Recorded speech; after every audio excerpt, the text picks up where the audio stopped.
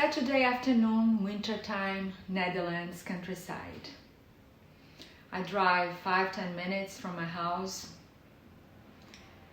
I arrive in a street with no end.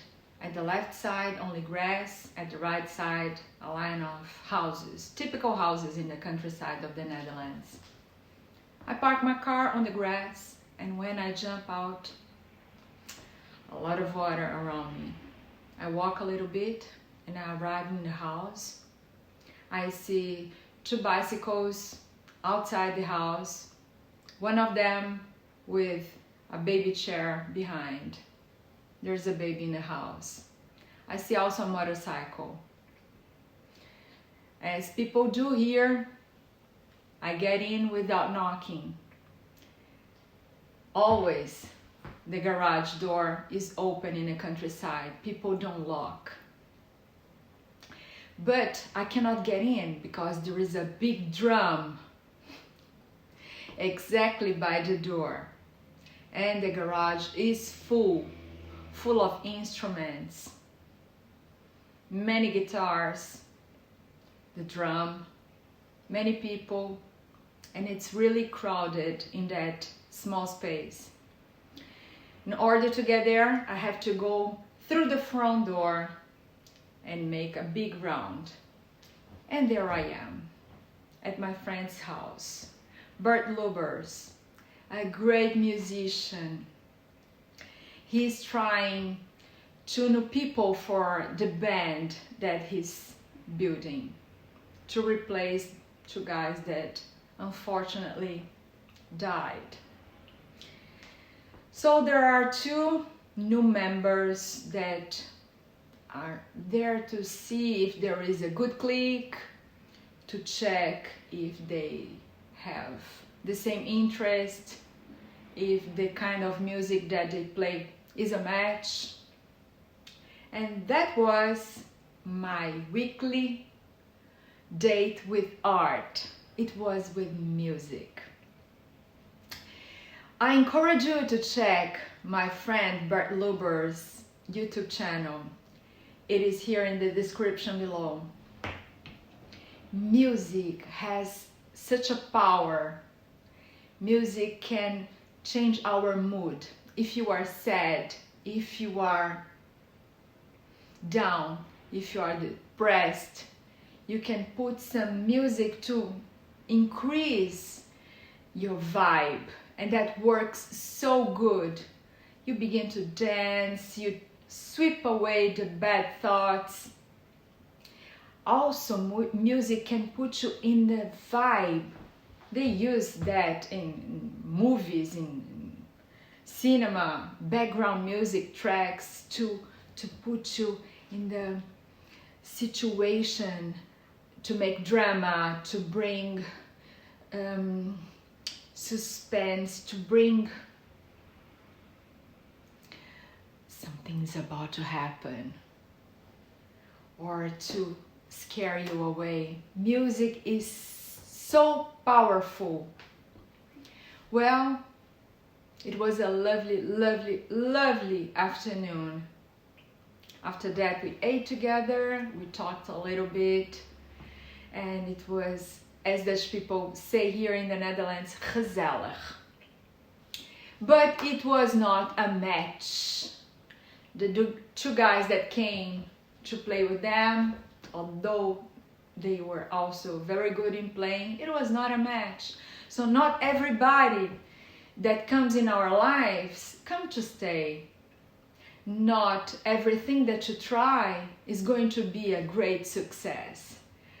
But that makes life exciting. When you try things and when you learn things, every person that comes into our lives is to teach something or to allow us to teach them something. There's nothing that's useless. So this week I've been thinking a lot about the skills that we need to develop to improve our lives. Self-development is the process of learning new things and building new skills to help us increase the chances of happiness, success, achieving our goals, manifesting our dreams, living a fulfilling life. When we work in self-development, we get good at the social, emotional, practical skills that we need so we can accomplish the things that we set our mind to do. So it makes it easier. We develop ourselves to be more resilient. Resilience is that super important skill that helps us bounce back quickly after being knocked down.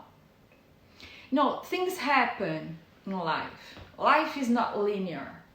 A lot of things happen. We have challenges in our personal lives, like somebody that you trust is going to stab you in the back, or a relationship that is broken, or maybe some illness or some professional challenges. Life is not linear. It's ups and downs, and it's a roller coaster of emotions and actions and things that happens to us. And it's like a garden. You don't have only flowers and butterflies and birds. You have also worms and weed that you need to take away. That's life. It presents yourself every day with something new. And we have to have flexibility to navigate through the challenges that comes to us. And when something knocks you down, okay, you get shocked, you are there on the ground, but you have to step up, stand up, wake up, a lot of ups, and come back to your feet. Be yourself again, cope good with the things that happen without exploding, without burning out, without making difficult the lives that the people that is there by your side that loves you. People that love you, they don't have to pay for you are not being able to cope with the things that happen in your life. Not only resilience, but deal with the things that are saying no to us are important skills to develop, because none of us will ever achieve anything if we don't keep trying and failing, or we win or we learn. Resiliency is that way us manage experience and thrive afterwards. In life we all have stressful, challenging, even traumatic experiences.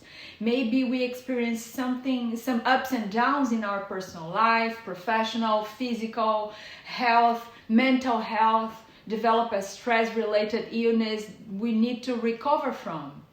We have to learn how to find positives in challenging situations, because there is nothing that has ever happened to you or will still happen that is useless. Nothing. And nobody comes in your life for nothing. They are there for a reason. You attract the right people to teach you the lessons that you came here in earth to learn. When we are in the reincarnation line, we plan. I need this experience, I need this experience, because that's exercise, that's life.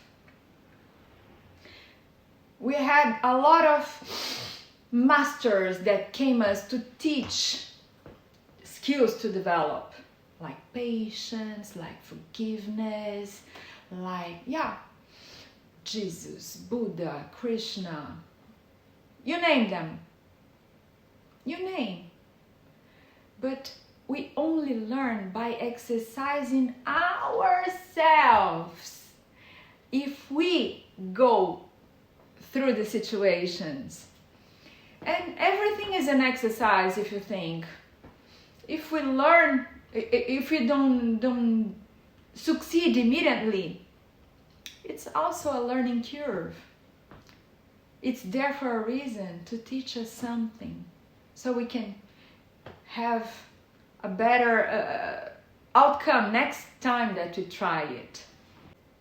to find the positives in challenging situations is especially useful when something happened that just sucks. We begin to change our perspective, to learn to pause, to face off something negative and think about at least one positive situation. There is always a flip side. For example, I always say that I've been in a relationship that was challenging, but it was not always challenging. When the relationship began, it was with much love from both sides. So people say, okay, what happened? Why did you break up? Don't ask that. Ask what happened that was good at the beginning. Why we were together? What were the reasons that we came across each other? Don't ask about the bad things that happened at the end. Ask about the good things that happened at the beginning. Or why am I here? So when you need to forgive somebody, think about the good things that this person has made to you, has given you, the good moments that you've shared together. Negative emotions are sometimes scary, but they actually have proven benefits. When we are sad or grieving, showing our negative emotions, it helps other people to see how they can support us. And when we get upset, our emotions help us, motivate us to take action, to right the situation, or to create a brighter future, not only to ourselves, but to others.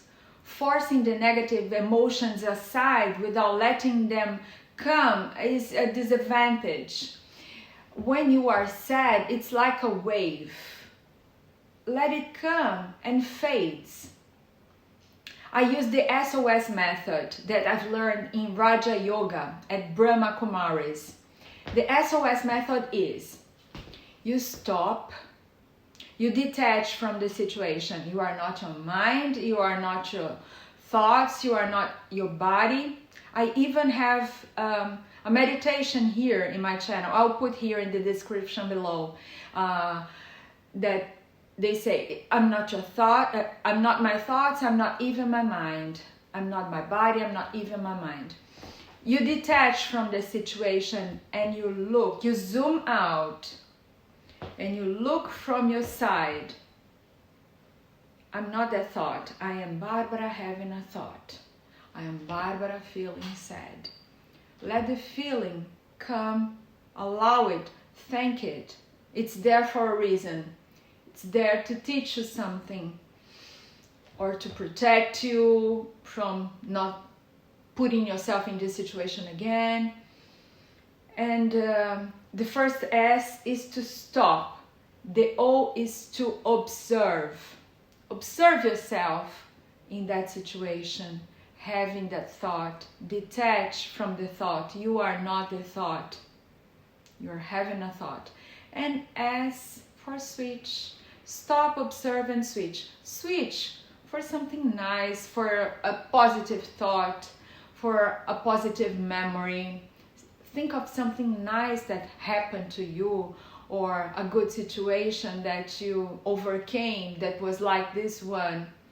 You are always able to learn with your past challenges. So if you've been through a challenge just like this one before and you did good, you are going to do good again. And if you've been through a situation like this and you failed and you failed and you failed, every single time that the situation came to you, you failed, it's time to learn. Or this kind of situation is going to repeat over and over again until you learn. So every now and then life puts you in the same situation just to check if you are still the dumbass that fell the first time. So don't allow yourself to make the same mistake over and over again. Learn with your mistakes. Commit new mistakes, not the old ones, over and over again. Allow yourself to learn with them. Beef up with your coping skills. I don't know about you, but I had been through very challenging situations in my life. Well, I think everybody. But the person that you don't expect that's going to hurt you comes and hurt. But then when I'm back up, I think about how silly I was to let myself get into such a situation. So the key to develop good coping skills, skills that help you quickly pull back to yourself, is back up when you're down. One way is to infuse some positive in your day. It's such an amazing thing how far a laugh with a good friend can take you away from bad things. Or music. If you're feeling stuck in the mud, just create a little bit of positive emotion to help you start getting back to your normal self. Many of us avoid failure, but if we do so, we are afraid, we worry what people will think if we fail. But avoiding failure, we never give ourselves the chance to be challenged and to practice resilience. And as a result, we cannot become more resilient. If you think failure is a threat, as many of us do, your body will experience challenges like it is a threat. You are going to be ready to the fight or fly mode. You are going to fight back, to get aggressive, and that's not good. You might fail, and as a result, build resilience. The irony is when you view things that could be possibly a challenge and you don't care, you actually will be less likely to fail at them. So use your friends and use music to get you out of the bad moods or the bad situations or the bad feelings, and to change your vibes, because your vibe will attract situations to your life. I'm shooting this video in January. So how do you stick to your goals the whole year? I invite you to check my vision board mini course. It's free. You can check it here in the description below. And I leave you with the lacquer music of my friend Bert Lubbers.